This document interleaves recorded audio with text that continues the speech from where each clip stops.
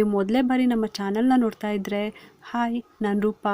ಹಾಗೂ ನೀವು ನೋಡ್ತಾ ಇದ್ದೀರಾ ನಮ್ಮ ಕನ್ನಡ ಚಾನಲ್ ಆದ ಸ್ಮಯ ಕಲಿಕೆ.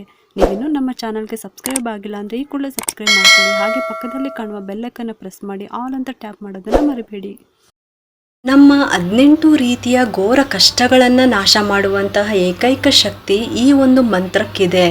ನಮ್ಮ ಯಾವುದೇ ಘೋರವಾದ ಕಷ್ಟಗಳನ್ನು ದೂರ ಮಾಡೋದಿಕ್ಕೆ ಏಕೈಕ ಮಂತ್ರ ಈ ಒಂದು ಮಂತ್ರ. ಈ ಒಂದು ಸ್ತೋತ್ರವನ್ನು ಪಾರಾಯಣ ಮಾಡೋದ್ರಿಂದ ನಿಮ್ಮ 18 ಬಗೆಯ ದೋಷಗಳು, ಘೋರ ಕಷ್ಟಗಳಿಂದ ಅಮ್ಮನವರು ನಿರ್ಮೂಲನೆ ಮಾಡ್ತಾರೆ.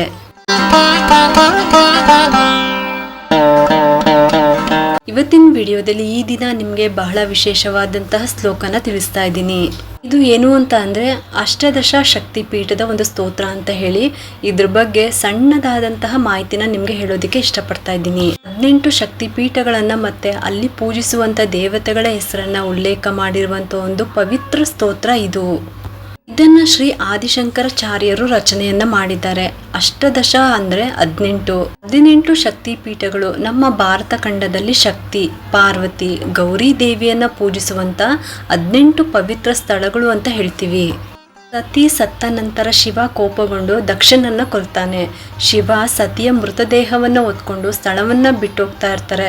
ಮತ್ತೆ ಆಳವಾದ ನಿರಾಶೆಯ ಸ್ಥಿತಿಯಲ್ಲಿ ಅಲೆದಾಡೋದಕ್ಕೆ ಪ್ರಾರಂಭ ಮಾಡ್ತಾರೆ.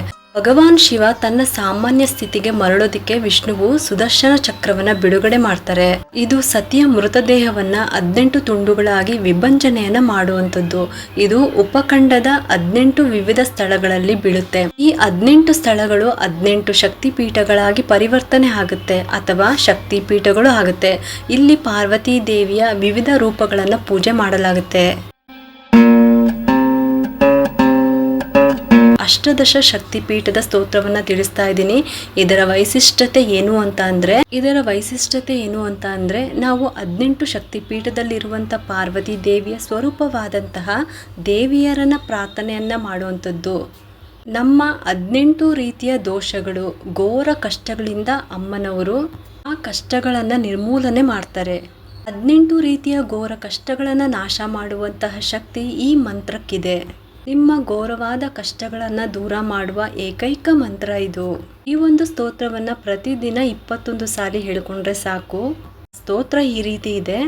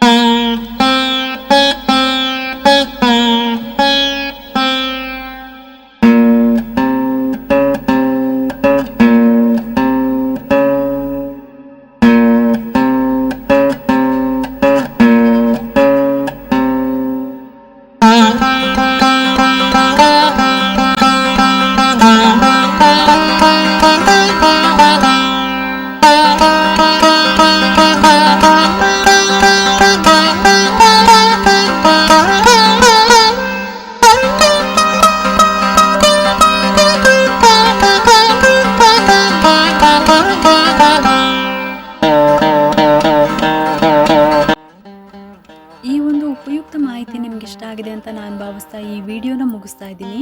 ಈ ವಿಡಿಯೋ ಏನಾದರೂ ನಿಮ್ಗೆ ಇಷ್ಟ ಆಗಿದ್ರೆ ಒಂದು ಲೈಕ್ ಮಾಡಿ, ಶೇರ್ ಮಾಡಿ ಮತ್ತು ಸಬ್ಸ್ಕ್ರೈಬ್ ಮಾಡಲು ಮರಿಬೇಡಿ. ಯಾಕಂದರೆ ನೀವು ಮಾಡೋ ಒಂದು ಸಬ್ಸ್ಕ್ರೈಬಿಂದ ನಮ್ಮಂತಹ ಸಣ್ಣ ಸಣ್ಣ ಚಾನಲ್ಸ್ಗೆ ಒಂದು ಸಪೋರ್ಟ್ ಮಾಡ್ದಂಗೆ ಆಗುತ್ತೆ. ಮತ್ತೆ ಸಿಗ್ತೀನಿ ಮುಂದಿನ ಹೊಸ ವಿಡಿಯೋದೊಂದಿಗೆ ಅಂತ ಹೇಳ್ತಾ ಈ ವಿಡಿಯೋನ ಮುಗಿಸ್ತಾ ಇದ್ದೀನಿ. ಸರ್ವೇ ಜನ ಸುಖಿನೋ ಭವಂತು.